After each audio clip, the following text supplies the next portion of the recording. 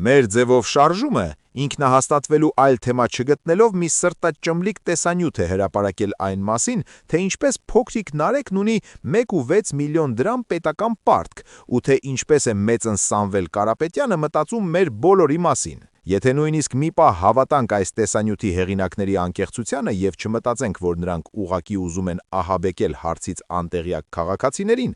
առաջին բանը, որ պետք է անենք, տեսնենք, թե Սամվել Կարապետյանն ինչպես է իր բիզնեսները կառավարում առանց պարտքի։ Օրինակ, հենց 2024 թվականի հաշվետվություններով ընկերության պարտքը կազմել է իր տարեկան հասույթի մոտ 75%-ը կամ 142 միլիարդ դրամից ավելի և մեր վճարած հոսանքի վարձի մոտ 6,5 12,4 189 տոկոսն ուղղվում է այդ պարտքի սպասարկմանը, բա եթե պարտք վերցնելն այդքան վատ է, ինչու ես 142 միլիարդ պարտք վերցրել, հը? Գրել է Վահե Հովհաննիսյանը։